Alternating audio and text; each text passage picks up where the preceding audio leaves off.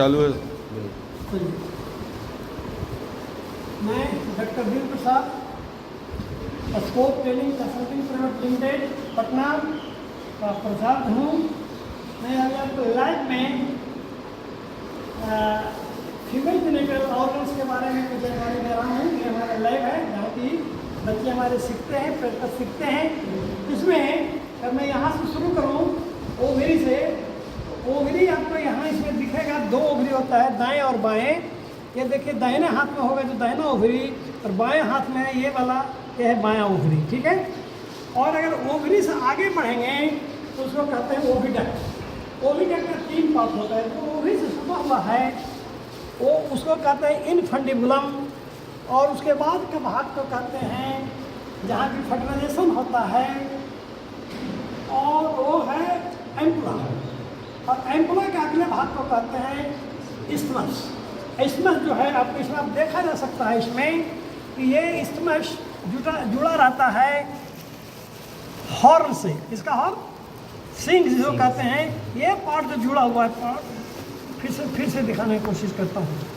जो हॉर्न से जुड़ा हुआ रहता है उसको यहाँ से चला ओवरी, ओवरी से ये सब फैलोपियन ट्यूब है, ये यहाँ फैलोपियन ट्यूब पूरा ओविडक्ट आते हैं, और यहाँ पर जो जुड़ा हुआ भाग है वो भी यहाँ से सिंग से हॉर्न से यही है आपका फैलोपियन ट्यूब, और वहीं पर आपका ओवार निकल के फैलोपियन ट्यूब में आता है और जाके एम्पुला में फर्टिलाइजेशन होता है।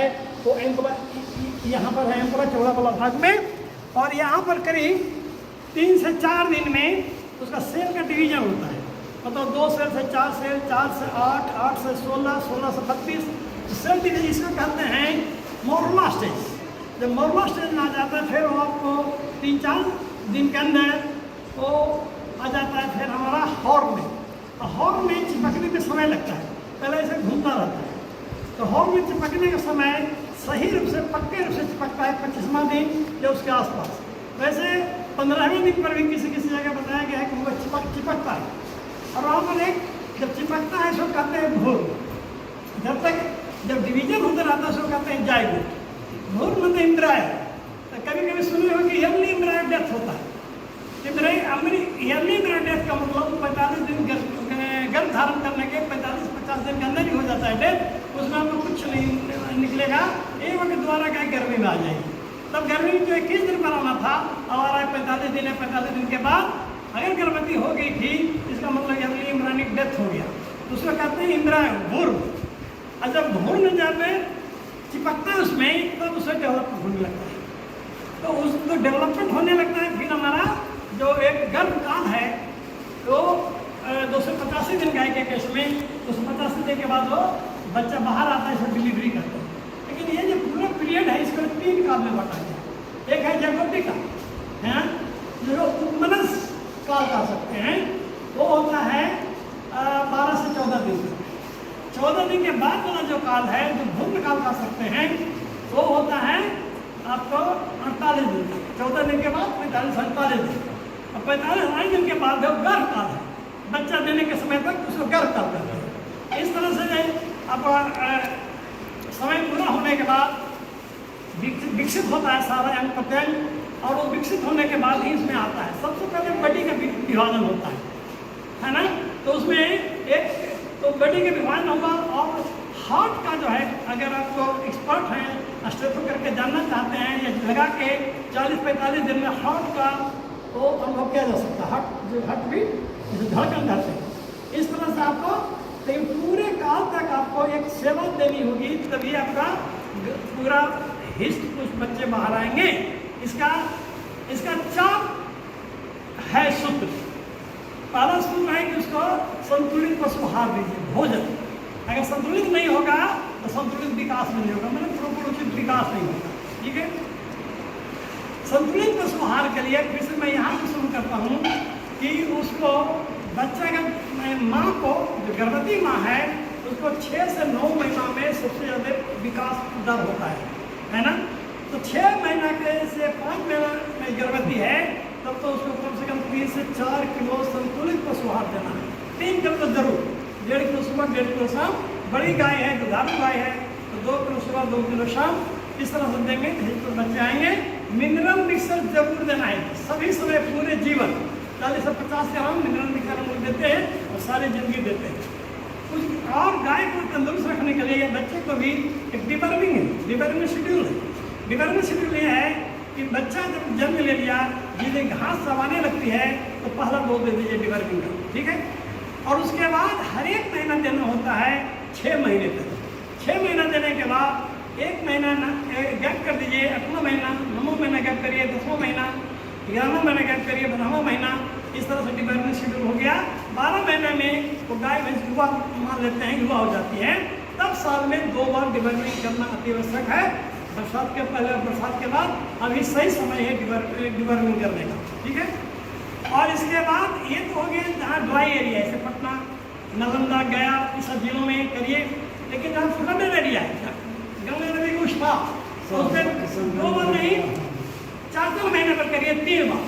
और कोसी रीजन है जहाँ हमेशा पानी के जमाव लगा रहता है, तो उसमें 3 महीना पर करिए, साल में 4 बार। डिवर्मिंग शेड्यूल हो गया। और दूसरा वैक्सीनेशन एकदम नहीं भूलना है। और टीकाकरण भूल गए समझिए कि आपका पशु खतरे से खाली नहीं है। टीकाकरण सरकार के द्वारा भी लगाने की व्यवस्था की जाती है, खासकर जो जानलेवा बीमारी है, इसे बैक्टीरियल बीमारी। तो बैक्टीरियल बीमारी में एचएस जिसको कहते हैं गलघोटू, ब्लैक वाटर जिसको कहते हैं लगड़ी बुखार, ये दोनों बैक्टीरिया जनित बीमारी है। और दोनों से वैज्ञानिकों ने एक ही टीका बना दिया है, और एक टीका बना दिया है कंपनी वालों, और एक ही टीका से दोनों बीमारी का निजात पाओगे 1 साल के, मतलब हर 1 साल उसको लगाना पड़ेगा। उसी तरह से कुछ वायरल बीमारी है, तो वायरल बीमारी के जैसे आपका वायरल बीमारी में है FMD, मुंह पका खून पका, लेकिन इसमें हर एक 6 माह पर भी टीका लगाना होता है। इसका चूंकि टीका का असर 6 महीना ही रहता है। और एक बीमारी है जी ब्रुसोसिस, जिसमें गर्भपात हो जाता है 6 महीने से 2 महीने के बीच में। इसमें जीवन में एक ही बार टीका लगता है, लेकिन टीका लेने की उम्र है 4 से 8 महीना के बाछी में, ठीक है। तो इस तरह से टीका लगाते हैं। तो टीका लगा देंगे तो बीमारी सबका बचाव हो जाएगा। कृमिनाशक दवा दे देंगे, कृमि नहीं जाएगा पेट में, सही ग्रोथ होगा। तीसरी चीज, अगर मिनरल मिक्सर नहीं देंगे तो बच्चेदानी और ओवरी का वो परिपक्व समय से नहीं होगा। इसलिए 6 महीना की उम्र में मिनरल मिक्सर देना शुरू करिए, पहले 20 ग्राम ही दीजिए। और उसके बाद थोड़ा उम्र बढ़ गया 25-30 ग्राम, जब विवाह हो गया 12 महीने का हो गया तो 40 से 50 ग्राम जीवन भर देना है। जीवन भर डिवर्मिंग शेड्यूल को भी मेंटेन करना है। जीवन भर क्या बोले, ये मिनरल मिक्सर देना, ठीक है ना। और जीवन भर समय पर टीकाकरण करना है। और एक और आ गया घर की सफाई। बहुत सारे बीमारी घर के गंदगी से उत्पन्न होता है, खास करके थनैला। थनैला बीमारी एक ऐसी बीमारी है जिसका आज तक वैक्सीन नहीं बना, पूरे दुनिया में शायद उपलब्ध नहीं है वैक्सीन, क्योंकि ऐसी बीमारी है ये बैक्टीरिया से भी उत्पन्न होता है, वायरस से भी उत्पन्न होता है, फंगस से भी उत्पन्न होता है, और ट्रोमा से भी, घाव हो गया वहाँ से भी उत्पन्न होता है। लेकिन इसका बचाव करेंगे। बचाव का सरल तरीका मुफ्त में बिना पैसे खर्च का, गाय को दूधते समय दूध निकाल रहे चारा डाल दीजिए। चारा डालिएगा, 20-25 मिनट में खाती रहेगी। उतने देर में छिमी से दूध बाहर निकाल लिए तो छिमी पूरा का पूरा बंद हो जाता है कुदरती। जब छिमी बंद हो गया, वही एक रास्ता है बैक्टीरिया को प्रवेश करने का या वायरस को प्रवेश करने का। ज़्यादातर बीमारी होती है बैक्टीरिया से। तो छिमी का रास्ता बंद हो गया बैक्टीरिया जाने का, तो गाय बैठ भी जाती है जमीन में, वहाँ बैक्टीरिया है भी मैस्टाइटिस का, प्रवेश नहीं करेगा, बचाव हो गया, इसमें कोई खर्चा नहीं है ना। इस तरह से दूसरे समय चारा दीजिए ताकि गाय खड़े में खाए और बैक्टीरिया प्रवेश करने का समय न मिले, मौका नहीं मिले। 7 से 8 मिनट के अंदर दूध को निकाल लेना चाहिए। ज़्यादा देर में दूध निकालेंगे तो ऑक्सीटोसिन हार्मोन का प्रभाव समाप्त हो जाता है 10 मिनट के बाद में, इससे पूरा थन से दूध नहीं निकलता। नहीं निकलेगा तो कहेंगे कि गाय दूध चोरी कर ली, चोरनी है। चोरी कोई नहीं करते थे, उसको किसने चोरी सिखाया? क्योंकि हार्मोन का असर चला गया, इसलिए दूध रुक गया थन में। तो दोबारा फिर से अगर बच्चा का आपको छोड़ते हैं पीने के लिए, हाथ लगाते हैं थन पर, फिर से ऑक्सीटोसिन हार्मोन का प्रभाव आता है, फिर से दोबारा दूध निकलता है। इसलिए इसमें 5 से 7 मिनट दूध दूहने में लगाइए। ज़्यादा दूध है तो 2 व्यक्ति दूहिए, 2 बांट में 2 बांट में दूसरे तरफ बैठ के। और ज़्यादा दूध है, मिल्किंग मशीन है, आपको यहाँ भी देखे होंगे लाइन में मिल्किंग मशीन है, मिल्किंग मशीन से दूहिए। लेकिन दूध 5 से 7 मिनट के अंदर ही दहिए, नहीं तो थनेला होने का उसमें डर रहता है, थन में दूध रुकेगा, थनेला हो जाएगा। जब गाभिन हो गई, अंतिम में जिस दिन दूध छोड़ रहे हैं तो केमिस्ट्री ने से दवाई है और चढ़ा दीजिए छिमी में, तो गर्भ अवस्था में उसको थैलेला होने का डर नहीं रहेगा। और गर्भ अवस्था में हो गया तो समझिए कभी कभी पूरा छिमी ही सूख जाता है, इसमें हो गया कि मर गया छिमी, मतलब उसका फाइब्रोल हो जाता है, जहाँ दूध इकट्ठा होता है थन में वो फाइब्रोल हो गया, अब वह जगह ही नहीं है दूध इकट्ठा होने का, छिमी मर गया। जीवन भर हमको बहुत बड़ा नुकसान होने पड़ता है किसान को, है ना। सबसे बड़ा नुकसान होता है जब गाय नट्ठी हो गई, समय से बाछा बछी पड़ा पड़ी उसके घर में नहीं आया, वो 1 साल में आना चाहिए। इसका सिंपल फॉर्मूला है कि गाय बच्चा देने के लिए 2 से 3 महीनों में गाभिन हो जाना चाहिए, और अंतिम समय में जब बच्चा देना है तो 2 महीना पहले बच्चा को गाय को दूध नहीं निकालना है, क्योंकि थन का विकास करने में उसमें वो समय दिया जाता है। और बच्चा देने के 1 से 1.5 महीना पहले डिवर्मिंग कर सकते हैं। डिवर्मिंग करने से सिस्टम बिल्कुल क्लियर हो जाएगा। और कभी कभी तो ऐसा होता है कि भैंस के काट में श्रोण वर्क करते हैं, तो वो माँ से ही गर्भ में चला जाता है, बच्चे माँ के गर्भ से ही बच्चे में चला जाता है, तो उसको तो डिवर्मिंग करेंगे तो फायदा हो ही जाएगा।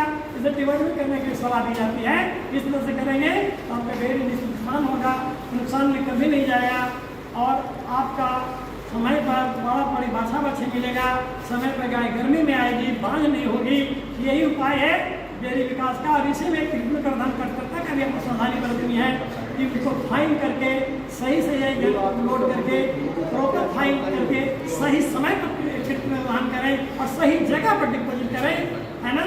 वो है बॉडी ऑफ द यूट्रस, जगह का नाम जहाँ डिपोजिट किया जाता है वो यूट्रस एंड कहलाता है, वहीं डिपोजिट करें सही समय और प्रॉपर फाइन। ये 3 को आप अपना लीजिए, यही बनकर अनुरोध है, तब आपका सक्सेस हो जाएगा आपका कृत्रिम गर्भाधान का काम। जरूर आप तभी आपके प्रति किसान भी मुखातिब होंगे, आपको जगह भी मिलेगी, नाम भी होगा और इसमें पैसे भी आएंगे। धन्यवाद। आगे अगले वीडियो।